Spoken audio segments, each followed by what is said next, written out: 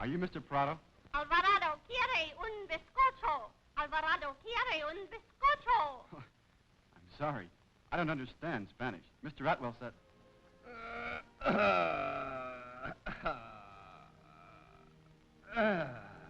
And Alvarado, my parrot, does not understand English. That makes you even, eh? Oh, you say Atwell? Senor Matthew Atwell? Yes. He's my father-in-law. That is, he will be. I'm Jerry Spencer. Miguel Ricardo Don Santos Prado at your service. Please to sit down. I'm down here on a visit. Mr. Atwell said to be sure to see you.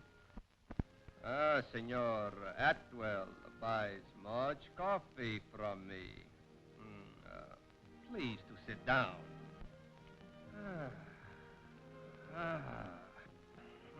Lesson number 1 is finished. So, you wish to know something about coffee, eh? Yes, sir. Mr. Atwell said there's beauty and romance and adventure in the story of coffee. And literature and history, too. The story of coffee, eh? It is well, Jerry Spencer. So we come now to lesson number 2, the story of coffee. You have not heard how coffee is discovered? There are many legends, but this one I like very much. There was once a time when no one knew about coffee. It is hard to think of such a time, no? Must be a very, very sad world then. Well, at such a time in Arabia, there was a young fellow named... Kaldi! Kaldi, see, who sat under a tree all day and watched a small bunch of goats. Oh, it was very unexciting until one day...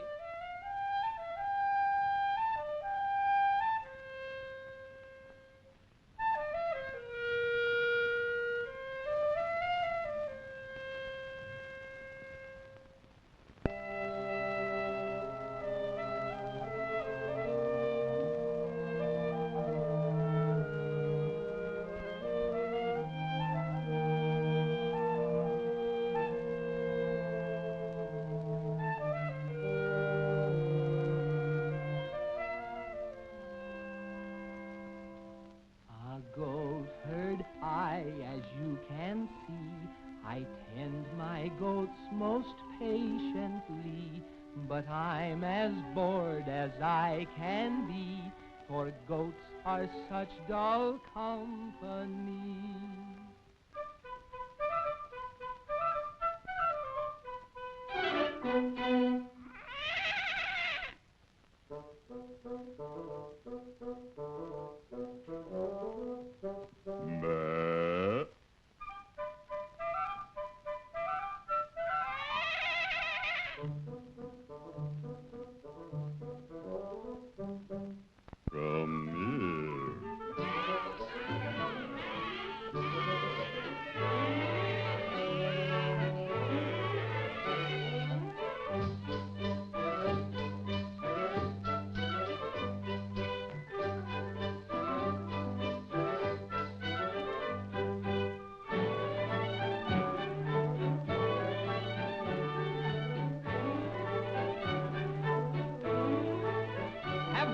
This ungoat-like prancing, how can I such conduct explain? For if mine own eyes see you dancing, by the beard of the prophet, I'm not sane.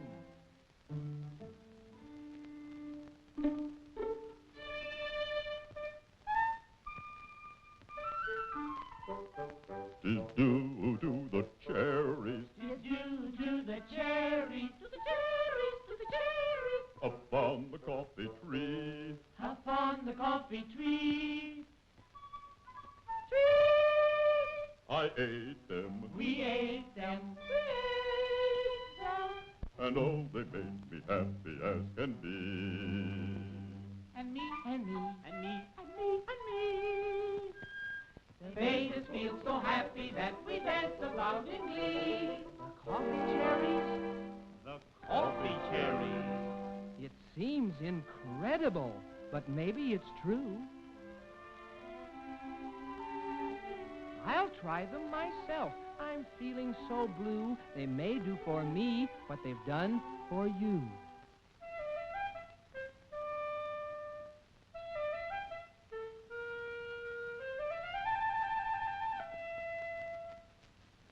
It's true.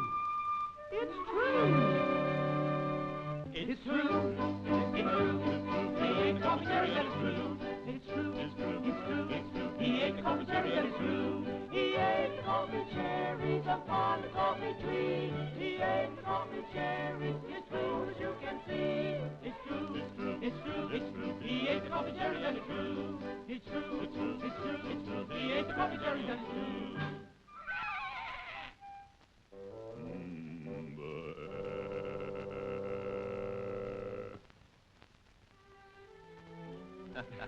This is just a story, you understand. Coffee cherries do not have as much power as that. And how well Kaldi and his goats dance, too. There is much dancing in the history of coffee.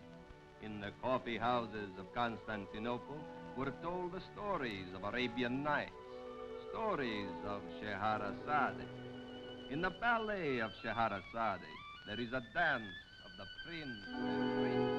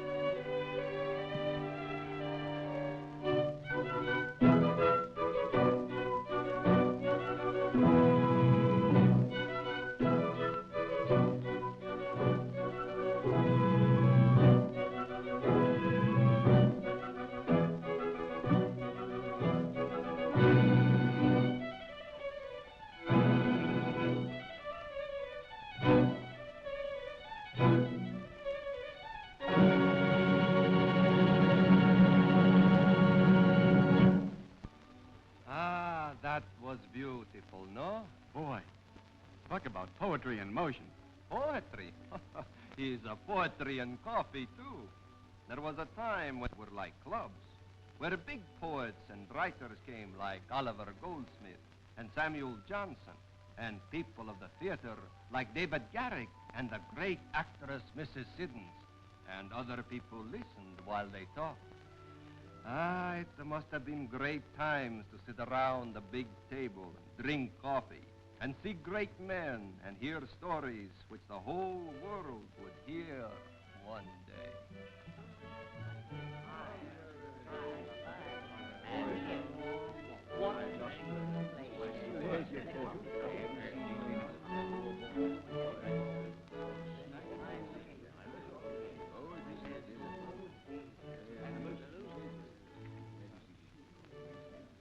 And would you believe it, my dear fellow, he did not know me. But did you tell him you were the great actor, David Garrick?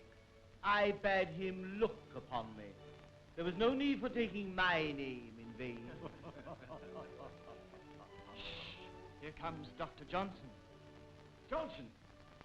It's Samuel Johnson. Here comes Sam Johnson. And Boswell, as usual, at his heels. Gentlemen. Gentlemen.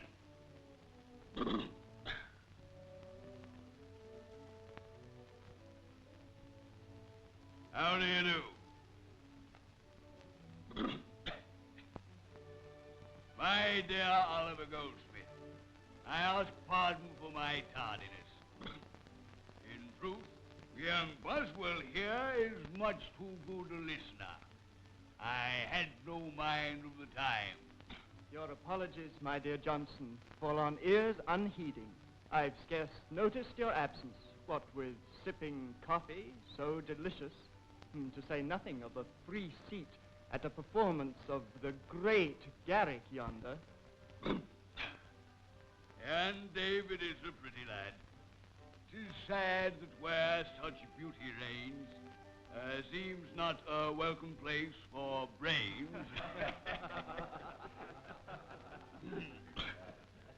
Pray make no note of that, Boswell. The rhyme's not bad, but the meter's faulty. I wench, my coffee. Didst think I came to... You come to be listened to, I'll be bound. Coffee may please you, but talk's your bread and meat. You're a pert miss. Away with you. 'Tis the ears on your cup that'll listen to your talk, not mine. Egad, I think I'll give that to posterity. Ah, Mrs. Siddons. The actress. Siddons? What does she hear? Gentlemen?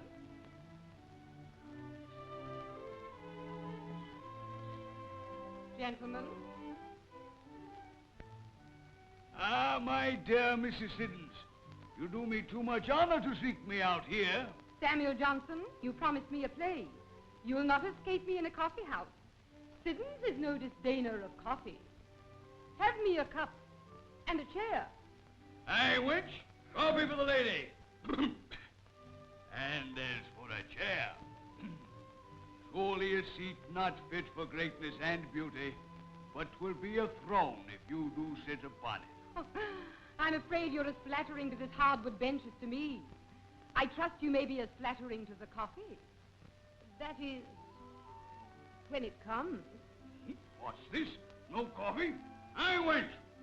Coffee for my lady. Hurry, hurry! Coffee! I'm coming. Here, let me have it.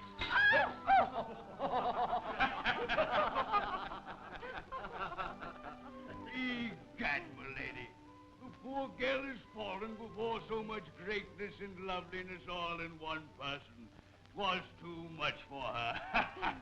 La, Mr. Johnson.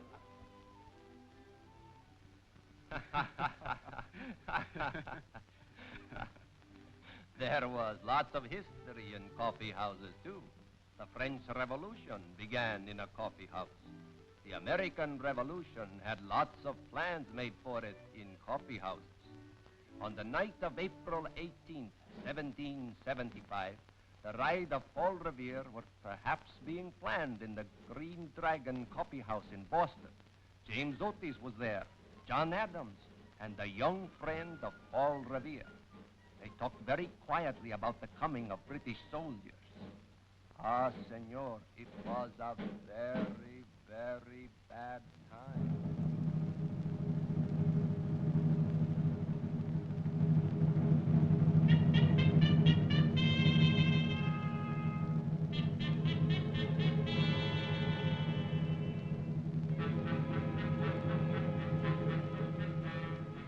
Gentlemen, I have asked Paul Revere to meet us here tonight. I've had news.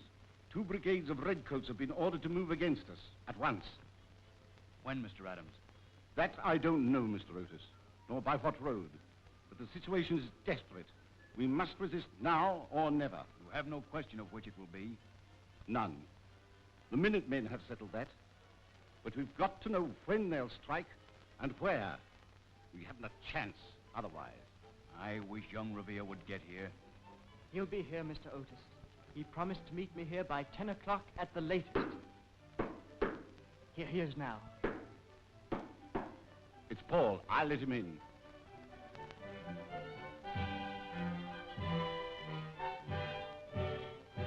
Paul! Thank heaven you've arrived.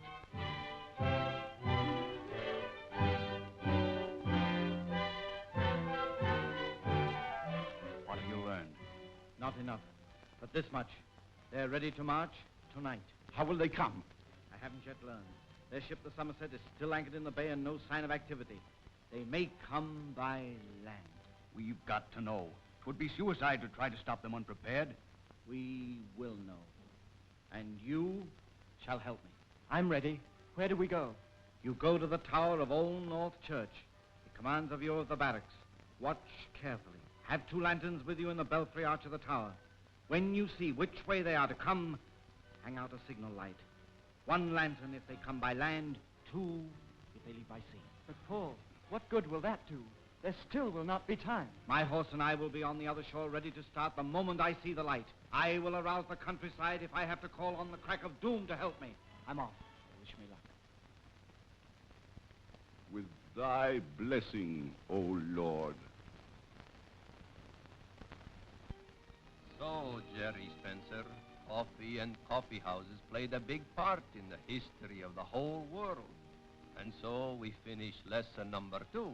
And tomorrow we start lesson number 3, how coffee is grown.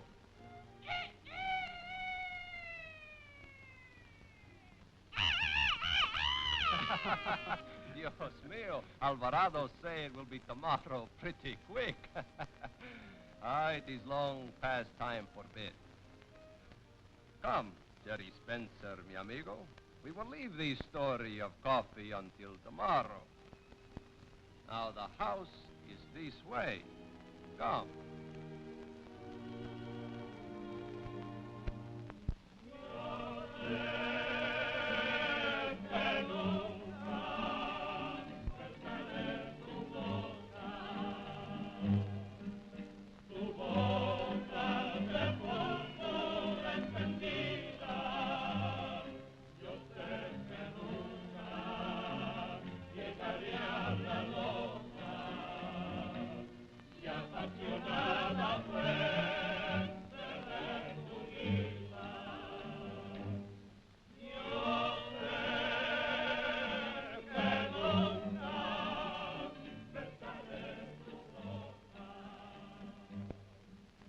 Well, Jerry Spencer, we start lesson number 3, how coffee is grown.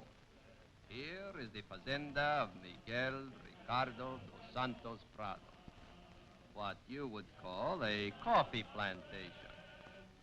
Now, here there are 1 million trees. 1 million? Oh, you think it is many? Some fazendas have 50, 60 million trees. Gosh, why, it doesn't seem possible. Yet there is not 1 tree planted here where they are grown. Here, see on these carts are small trees from the nursery where they were grown maybe 1 year till it is maybe 18 inches high. See? Then, if it is a good tree, it is transplanted here like these in the orchard. Then how soon does it bear fruit? Coffee cherries appear on the trees in 3 or 4 years. You mean you leave them alone for 3 or 4 years before you start picking? Leave them alone? They are raised like babies. There must be no weeds. There must be all strong branches. There must not be too much sun. It takes lots of people, lots of time till the trees produce, and cherries can be picked like these. So this is how coffee beans are picked. It is not a bean. It is a cherry. Cherry? Well, I thought you called them that as, well, sort of a grower's name. Oh, no, no. It is a cherry. Wait.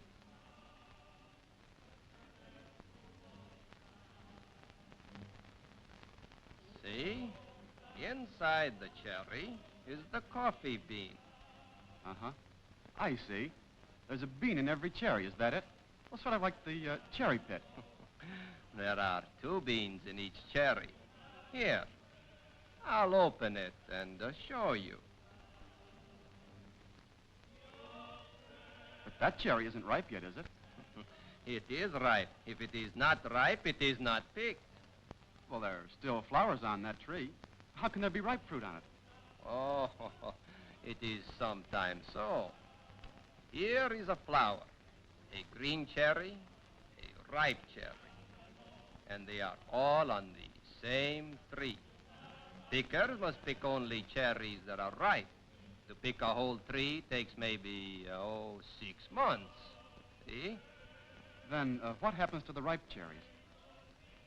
Well, in a vat. The cherries are soaked in water until they get soft. The soft cherries go in a big machine where they are squeezed a little bit, and the coffee bean comes out the poop, like that. The coffee bean is washed clean. Then it is dried. Dried in a big open place in the sun. Now, go this way over there and you will see. I will come in 4 or 5 minutes.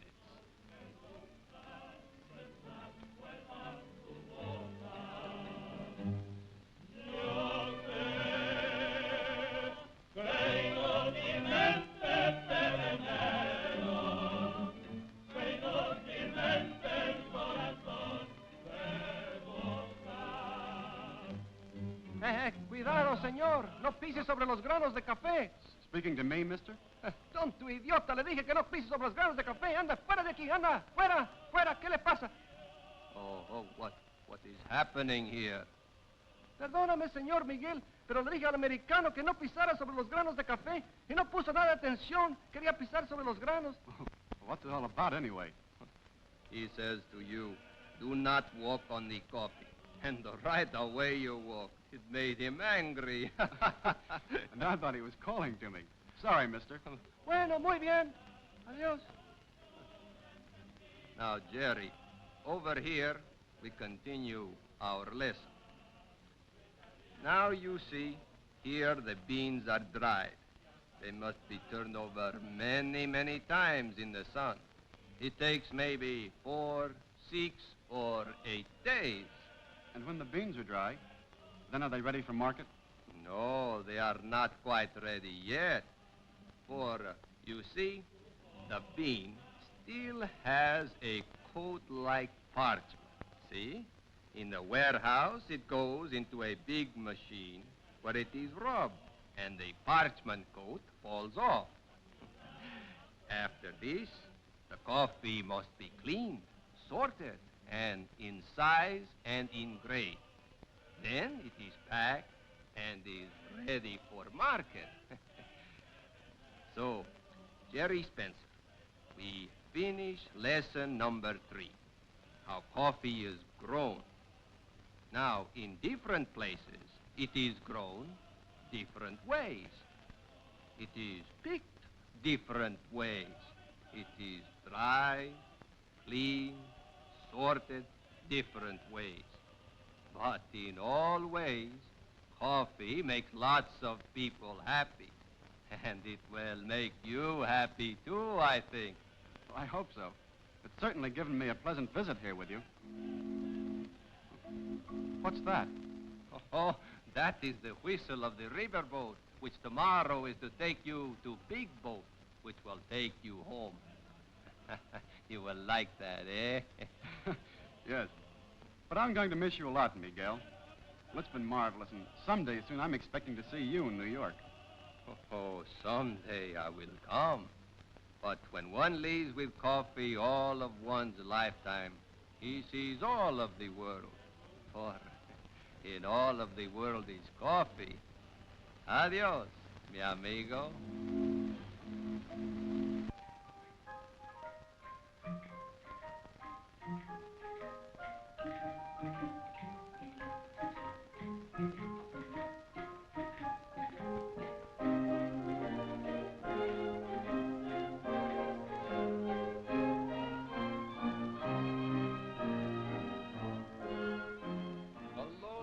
Matthew Atwell.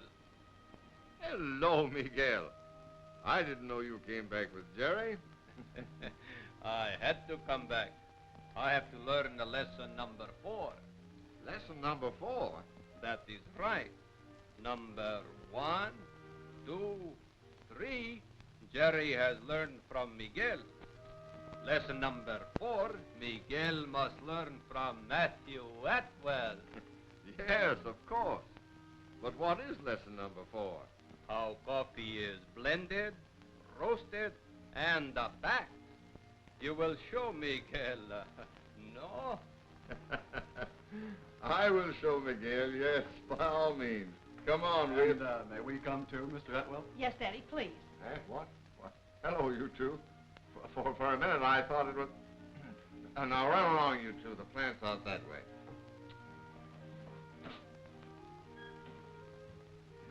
Come on, Miguel. Let's go.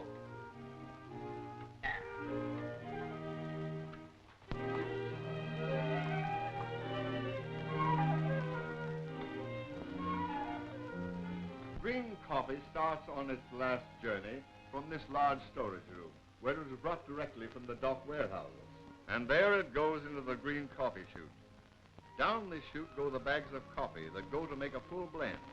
A bag of this variety, 3 bags of another, 2 bags of a third, whatever the blend may be. Down the chute into a huge mixer and cleaner to get rid of any dust that the coffee may have picked up in its long journey. Thoroughly mixed and cleaned, it comes up this conveyor to the receiving hopper at the top of the roaster, where an automatic scale weighs out just the required amount for each roasting.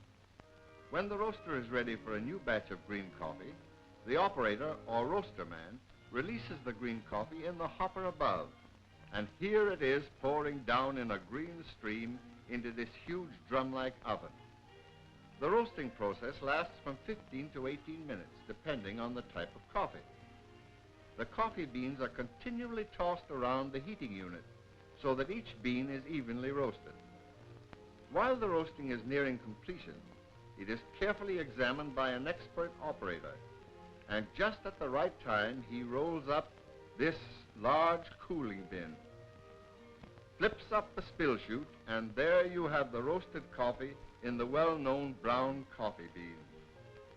Now I want to show you what roasting does to coffee. See here. Now, here's what that bean looked like when it was green. The roasting process brings out all the delicate flavor-giving qualities in the coffee bean, the fragrant elements that give coffee its distinctive flavor. The coffee beans expand. Aromatic vapors are released.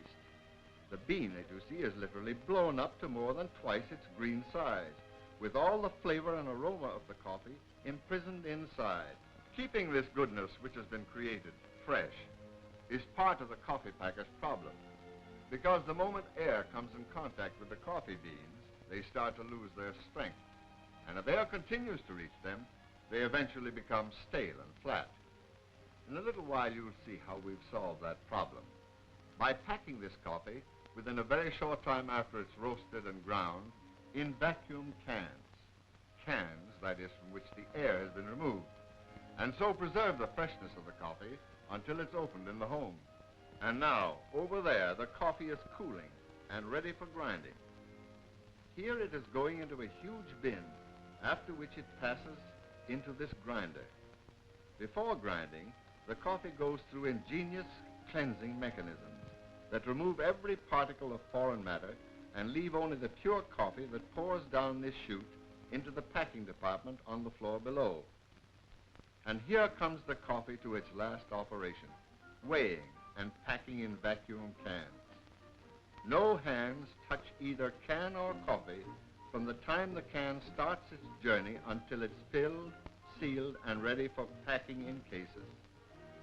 There go the cans, each filled with exactly the right amount of freshly ground coffee. Then out they go to make room for another batch of 4 cans, while the filled cans pass on to a clincher where the cover is loosely attached. And right here comes the very important contribution of modern science to the enjoyment of coffee: packing in vacuum cans.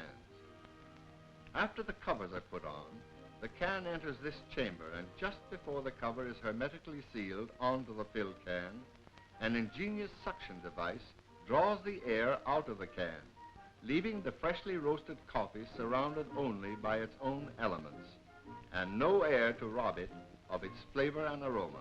So here we come to the end of the coffee packing story, the end of lesson number 4, Miguel, with freshly roasted coffee still retaining all its delicious quality in a can that keeps it that way. Here, let me show you.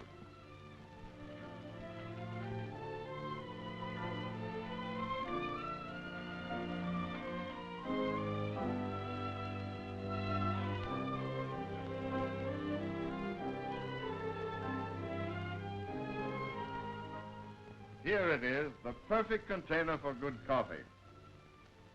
Why, where have Don and Jerry gone? Maybe they have gone back to the office. I think maybe Jerry Spencer wonders if Matthew Atwell thinks he is good enough to be his son-in-law.